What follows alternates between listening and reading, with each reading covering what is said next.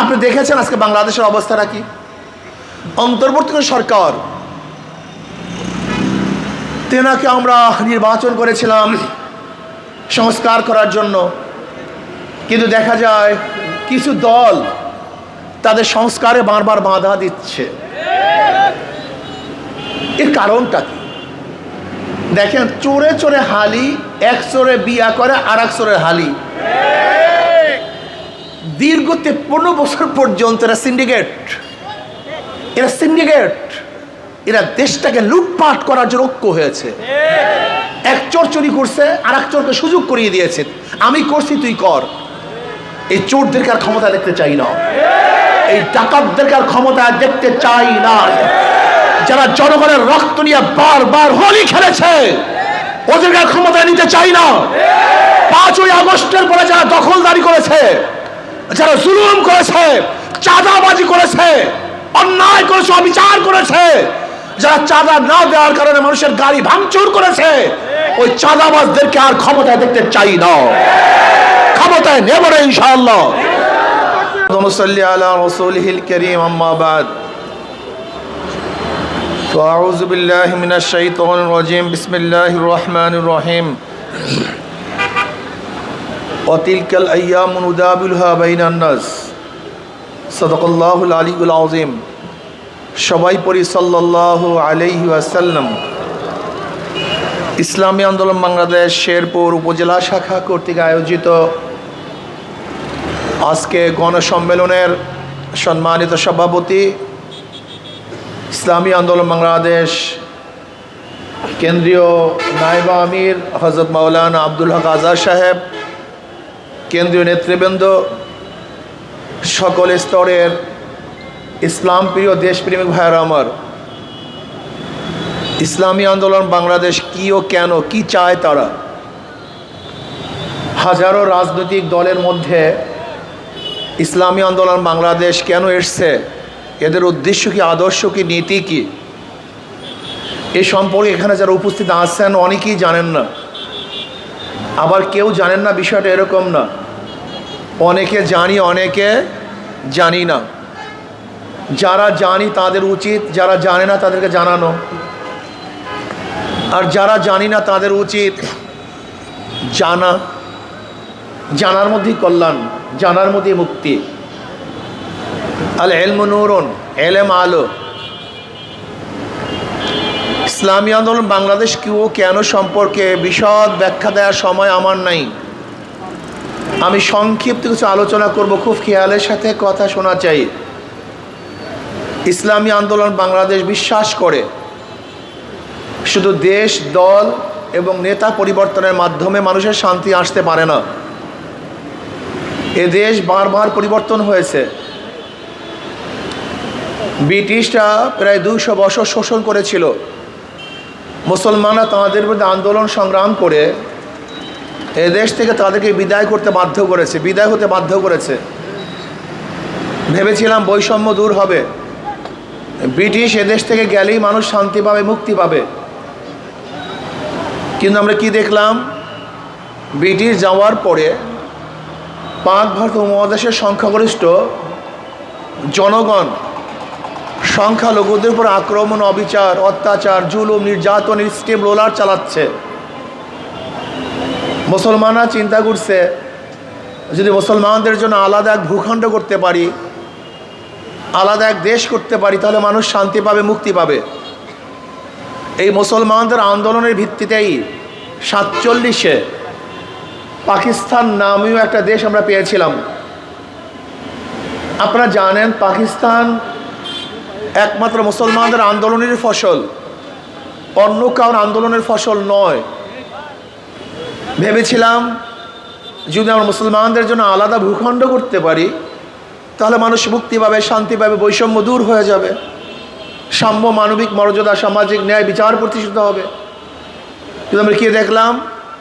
পাকিস্তানের 2টা অংশ, পশ্চিম পাকিস্তান, পূর্ব পাকিস্তান, এই 2 অংশের মধ্যে ব্যবধান 1700 কিলোমিটার। কিন্তু আমরা কি দেখলাম?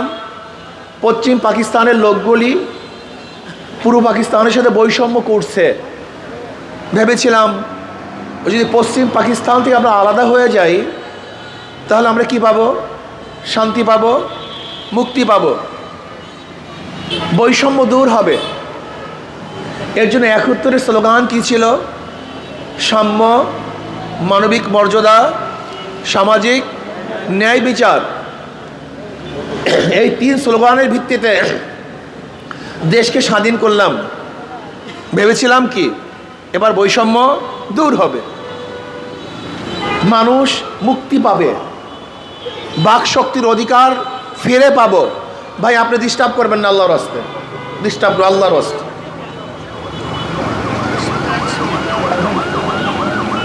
বৈষম্য দূর হবে, মানুষ শান্তি পাবে, মুক্তি পাবে। কিন্তু আমি কি দেখলাম, ৭১-এর পর থেকে আজকে ৫৩ বছর পর্যন্ত যারা ক্ষমতায় ছিল তারা বৈষম্য দূর করতে, সাম্যতা সৃষ্টি করতে পারে নাই, মানবিক মর্যাদা দিতে ব্যর্থ হয়েছে, সামাজিক ন্যায় বিচার প্রতিষ্ঠিত করতে পারে নাই। আবার ২০২৪ ৫ই আগস্ট বৈষম্য বিরোধী আন্দোলনে ছাত্র জনতা ঝাঁপিয়ে পড়েছিল যে আমরা ফ্যাসিস্টকে যদি হটাতে পারি তাহলেই বৈষম্য দূর হবে, মানুষ শান্তি পাবে, মুক্তি পাবে, সাম্যতা, মানবিক মর্যাদা, সামাজিক ন্যায় বিচার প্রতিষ্ঠিত হবে। এই কারণেই মানুষ রক্ত দিয়েছে, জীবন দিয়েছে, সাম্যতার সৃষ্টির জন্য, বৈষম্য দূর করার জন্য। আমরাও রাস্তায় ছিলাম, জীবনের মায়া ত্যাগ করে রাস্তায় ঝাঁপিয়ে পড়েছিলাম। এবং আপনারা দেখেছেন ইসলামী আন্দোলন বাংলাদেশের অংশগ্রহণ করার পরই এবং আমাদের সশরীরে রাজপথে অবতীর্ণ হওয়ার কারণেই মনে হয় যেন আন্দোলনের মধ্যে নতুন মাত্রা সৃষ্টি হয়েছিল। সে আগুনের মধ্যে পেট্রোল ঢালা হয়েছিল, ধাউ ধাউ করে আগুন জ্বলেছিল, ফ্যাসিস্ট ভাগতে বাধ্য হয়েছিল। আপনাদের মনে আছে নিশ্চয়ই, আমি ৪ তারিখে বক্তব্য দিয়েছি, আগামী ৫ তারিখ ওই জনগণের গণভবন জনগণ দখল করবে। ৪ তারিখের বক্তব্য। ৪ তারিখ শাহবাগে বিকেলে বক্তব্য দিয়েছিলাম, আগামীকাল ৫ তারিখ জনগণের গণভবন জনগণ দখল করবে। আল্লাহর কি ক্রিসমাস, এই বক্তব্য আল্লাহ কবুল করেছেন। ৪ তারিখের বক্তব্য ৫ তারিখে আমরা বাস্তবায়ন দেখেছি। ভেবেছিলাম বৈষম্য দূর হবে, মানুষ মুক্তি পাবে, মানুষ শান্তি পাবে। কিন্তু আমরা কি দেখতেছি, ৫ তারিখের পরেও সে আগের মতো দখলদারি, আবারও চাঁদাবাজি, আবারও দুর্নীতি, আবারও বিচারবিহীন হত্যা, আবারও গুম, আবারও খুন, আবারও মিথ্যা মামলার পাহাড়। তা আন্দোলন কেন করেছিলাম? এই মানুষগুলো কেন রক্ত দিয়েছিল? আমাদের জীবনের মায়া ত্যাগ করে আমরা রাস্তায় কেন ঝাঁপিয়ে পড়েছিলাম? মানুষগুলি কেন আহত হয়েছিল? শুধু চাঁদার হাত পরিবর্তনের জন্য, চাঁদার চেহারা পরিবর্তন করার জন্য না তো। এক সময় চাঁদা গ্রহণ করতে সেন্টু, এখন চাঁদা গ্রহণ করে মেন্টু।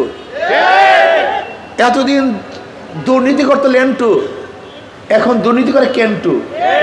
শুধু হাতের পরিবর্তন হয়েছে, কিন্তু মানুষের চাঁদার পরিবর্তন, জুলুমের পরিবর্তন, অত্যাচারের পরিবর্তন হয় নাই। এর কারণটা কি?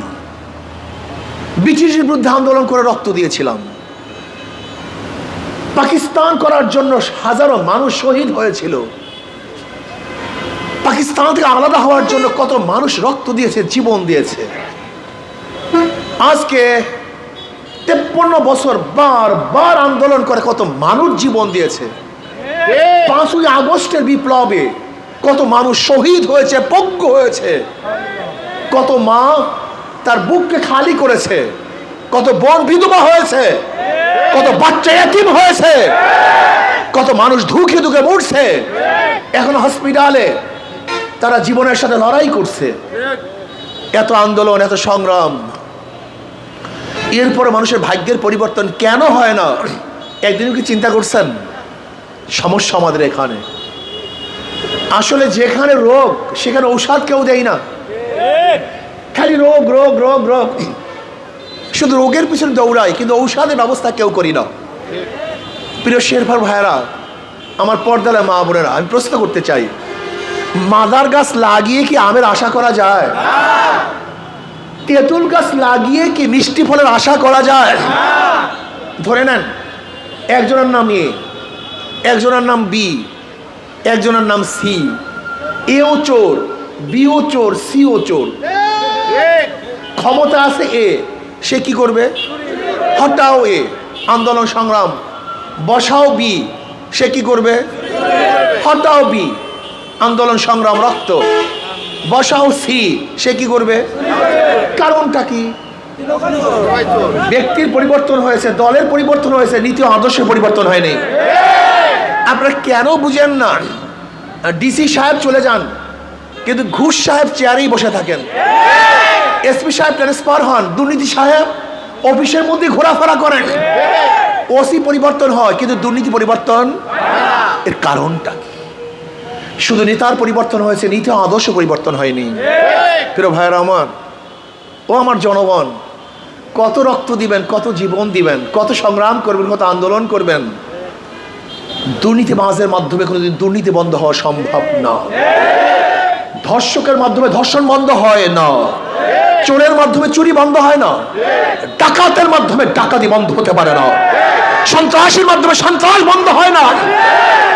নীতি আদর্শবান ব্যক্তি যতদিন পর্যন্ত ক্ষমতায় না যাবে, বারবার আন্দোলন করবেন, সংগ্রাম করবেন, কিন্তু ভাগ্যের পরিবর্তন হবে না। এর জন্য শুধু নেতা নয়, নীতির পরিবর্তন চাই। শুধু নেতা নয়, নীতির পরিবর্তন। একটা বার ভালো লোকদেরকে বসান, ইসলামকে ক্ষমতায় নেন। ইসলাম ফুবিয়া আপনাদের মধ্যে কেন? আপনাদের ইসলাম ফুবিয়া কেন? ইসলামকে ভয় পাচ্ছেন কেন? অথচ আপনি খোদ নিজে মুসলমান। মুসলমান তো ইসলামের বাহিরে কোনো দল করতেই পারে না। একজন মুসলমান ইসলামের বাহিরে কোনো দল করার সম্ভাবনাই রাখে না। তাহলে কিভাবে? ধরে নেন, আজকে যারা সংসদে গিয়েছে তারা মদের আইন পাশ করছে। কিসের আইন? আচ্ছা, মদ হালাল না হারাম? আমাদের দেশে বৈধ কি অবৈধ? আমাদের দেশে বৈধ। এই বৈধ কি করছে? সংসদ করছে। আচ্ছা, সংসদ যে মদের আইন পাশ করছে, সংসদের লোক কে পাঠিয়েছে? কথা বলেন না কেন? কারা ভোট দিয়েছেন? আচ্ছা বলেন তো, এখন সংসদে যারা মদের আইন পাশ করছে, আপনি যদি ভোট না দিতেন তাহলে সংসদে মদের আইন পাশ করতে পারত না। এখন যত মানুষ মদ পান করবে, এর গুনাহ কে নিবে? কথা বলেন তো। এর জন্য অনেক মুসল্লি কিয়ামতের ময়দানে দেখবে লক্ষ লক্ষ ব্যারেল মদের গুনাহ। আল্লাহ, আমি কোনোদিন মদ পান করি নাই, আমি মদ দেখিও নেই, স্পর্শও করিনি, এত মদের গুনাহ আসলো কোথা থেকে? আল্লাহ পাক বলবেন, দেখ তুই মদ পান করস নাই, কিন্তু যাদেরকে ভোট দিয়ে মদের আইন পাশ করার সুযোগ করিয়েছ, ওই যত মদের মানুষ মদ পান করছে সমস্ত গুনাহ তোর আমলনামায় লিখে দিস। অনেক মুসল্লি দেখবে লক্ষ লক্ষ জেনার গুনাহ। আল্লাহ, আমি কোনোদিন মেয়েদের দিয়ে তাকাই নেই, এত জেনার গুনাহ আসলো কোথা থেকে? আল্লাহ বলবেন, যাদেরকে ভোট দিয়ে জেনার আইন পাশ করাইছো ওই সমস্ত গুনাহ তোদের আমলনামায় লিখে দিস। বুঝাতে পারি নাই। আপনি ভাবছেন কি ভোট একটা সিল? আপনি মনে করছেন ভোট 500 টাকা, ভোট মানে 1000 টাকা? না, আপনি দুনিয়া থেকে বিদায় হবেন, আপনার ভোটের মাধ্যমে যত চুরি হবে, ডাকাতি হবে, ধর্ষণ হবে, জুয়াবাজ হবে, যত মদ পান করা হবে, যত অন্যায় অবিচার হবে, যত মিথ্যা মামলা হবে, যত অবৈধ খুন হবে, সমস্ত খুন এবং অবৈধ কাজের শরিক ওই ভোটার হবে। আপনি ভোটটাকে কি ভেবেছেন? ধরে নেন একজন খেয়া দেয়, কিছু যুবকরা বলতেছে, খেয়ালা ভাই আমি উপরে যাব চুরি করার জন্য। খেয়ালা বলছে, আমি তো মুসলিম মানুষ, আমি তো চুরি টুরি করি না। হ্যাঁ, তোমরা যুবক মানুষ চুরি করার চিন্তা করছো, আর আমার খেয়া ব্যতীত পারবে না, আসলে একটা ধাক্কা দিয়া দে। খেয়ালা চোরদেরকে একটা ধাক্কা দিয়ে পার করছে। খেয়ালার কোনো দোষ আছে? কথা বলেন না কেন? কেন কথা বলেন না কেন? শুধু ধাক্কা না দিত চুরি করতে। ঠিক আপনারা যারা ভোট দিয়ে ধাক্কা দিয়ে ক্ষমতায় বসিয়ে চুরির আইন পাশ করছেন, মদের আইন পাশ করছেন, জেনার আইন পাশ করছেন, আপনার ধাক্কা ব্যতীত অবৈধ কাজগুলি করতে পারতো না। এই দায়িত্ব তো কে গ্রহণ করবে? এই সব ভোটাররা। আপনি কি ভেবেছেন একটা ভোটকে? একটা ভোটের দাম আপনি জানেন? এর মূল্য কত, এর দাম কত, এর ওজন কত, এর শক্তি কত, এর পাওয়ার কত আপনি জানেন একটা ভোট কি জিনিস? অথচ আমাদের দেশে মানুষ একটা বিড়ি, একটা সিগারেট, এক কলকি গাঁজা 500 টাকার বিনিময়ে দামি জিনিসকে বিক্রি করে দেয় এবং আজীবনের জন্য নিজে জাহান্নামে যাওয়ার ব্যবস্থা করে নেয়। এর জন্য কোনো মুসলমান যাদের ঈমান আছে তার ইসলামের বাহিরে কোনো সংগঠন করতে পারে না। তা বলতে পারেন হুজুর হিন্দুরা করবে কেন ইসলামী সংগঠন, খ্রিস্টানরা করবে কেন? হ্যাঁ, যারা গায়রে মুসলিম তার ইসলামী সংগঠন করবে শান্তির জন্য, শান্তি পাওয়ার আশায়। ইসলাম ব্যতীত কোনো নীতি আদর্শ মানুষকে শান্তি দিতে পারে, মুক্তি দিতে পারে। এর জন্য গায়রে মুসলিমরা করবে ইসলামী আন্দোলন শান্তি পাওয়ার জন্য, মুক্তি পাওয়ার জন্য, তাদের অধিকার বাস্তবায়নের জন্য। আর মুসলমানরা ইসলামী আন্দোলন করবে ঈমান ও ইসলামকে রক্ষা করার জন্য এবং দুনিয়া এবং আখিরাতে কামিয়াবি অর্জন করার জন্য। এই জন্য একজন মুসলমান ইসলামী আন্দোলনের বাইরে যাওয়ার কোনো সুযোগই নাই। আপনি দেখেছেন আজকে বাংলাদেশের অবস্থাটা কি? অন্তর্বর্তীকালীন সরকার, তেনাকে আমরা নির্বাচন করেছিলাম সংস্কার করার জন্য, কিন্তু দেখা যায় কিছু দল তাদের সংস্কারে বারবার বাধা দিচ্ছে। এর কারণটা কি? দেখেন, চোরে চোরে হালি, এক চোরে বিয়া করে আর এক চোরে হালি। দীর্ঘ 53 বছর পর্যন্ত এরা সিন্ডিকেট, এরা দেশটাকে লুটপাট করার জন্য ঐক্য হয়েছে। এক চোর চুরি করছে আর এক চোরকে সুযোগ করিয়ে দিয়েছে, আমি করছি তুই কর। এই চোরদেরকে আর ক্ষমতা দেখতে চাই না, এই ডাকাতদেরকে আর ক্ষমতা দেখতে চাই না। যারা জনগণের রক্ত নিয়ে বারবার হোলি খেলেছে ওদেরকে আর ক্ষমতা নিতে চাই না। 5ই আগস্টের পরে যারা দখলদারি করেছে, যারা জুলুম করেছে, চাঁদাবাজি করেছে, অন্যায় করেছে, অবিচার করেছে, যারা চাঁদা না দেওয়ার কারণে মানুষের গাড়ি ভাঙচুর করেছে, ওই চাঁদাবাজদেরকে আর ক্ষমতায় দেখতে চাই না, ক্ষমতায় নেব না ইনশাআল্লাহ। এর জন্য আমি জনগণকে ঐক্য হওয়ার জন্য আহ্বান করব। দলগুলি ঐক্য হোক অথবা নাই হোক, যারা ভোটার আছেন আপনারা ঐক্য হন। কিসের উপর ঐক্য হবেন? শুধু এই কথার উপর ঐক্য হন যেই দলের মধ্যে, যেই ব্যক্তির মধ্যে, যেই নেতার মধ্যে চাঁদাবাজ আছে, দুর্নীতিবাজ আছে, জালেম আছে, খুনি আছে, ধর্ষক আছে, ওদের দল করব না, ওদেরকে ভোট দেব না, ওদের মিছিল অংশগ্রহণ করব না, ওদের কাছে যাব না। যাদের মধ্যে নীতি আদর্শ আছে, ইসলাম আছে, আমি তাদের দল করব। তাহলে ইনশাআল্লাহ আজকে হোক কালকে হোক মানুষ শান্তি পাবে, মুক্তি পাবে। আজকে দেখা যায় গরিবরা ইসলামকে পছন্দ করে না, অথচ সবচেয়ে বেশি প্রয়োজন ছিল ইসলামের গরিবদের।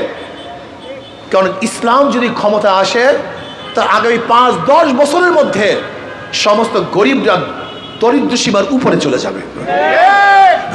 কিন্তু ইসলামের যত অর্থনীতি, সমস্ত অর্থনীতি গরিবদের জন্য, জাকাত গরিবদের জন্য, ওসর গরিবদের জন্য, মানত গরিবদের জন্য, সদকা গরিবদের জন্য, ফিতরা গরিবদের জন্য। ইসলামের গোটা অর্থনীতি গরিবদের জন্য। অথচ কপাল পোড়া গরিব ইসলামকে গ্রহণ করে না। কাদেরকে গ্রহণ করে?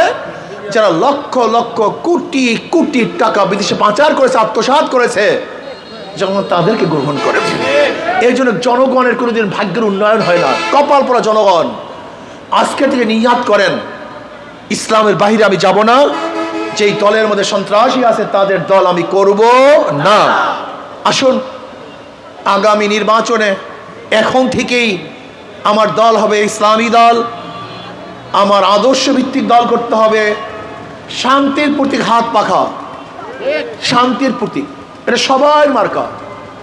এটা মুসলমানরা ব্যবহার করে, হিন্দুরা ব্যবহার করে, খ্রিস্টানরা ব্যবহার করে, ইহুদিরা ব্যবহার করে, হাত পাখা ধনীরা ব্যবহার করে, গরিবরা ব্যবহার করে, হাত পাখা পুরুষরা ব্যবহার করে, মহিলারা ব্যবহার করে, হাত পাখা সুস্থ অসুস্থ বাংলাদেশের যত, গোটা দুনিয়ার যত ধরনের মানুষ আছে, যত আদর্শের মানুষ আছে, সমস্ত আদর্শের মানুষের ব্যবহৃত একমাত্র প্রতীক হলো হাত পাখা।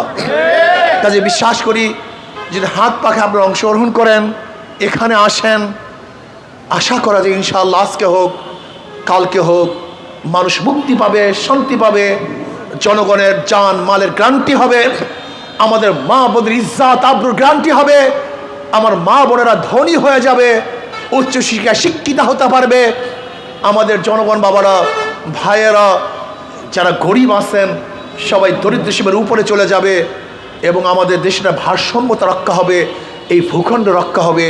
আল্লাহ আমাকে এবং আমাদের সবাইকে ইসলামী আন্দোলনের অন্তর্ভুক্ত হয়ে কাজ করার তৌফিক দান করেন।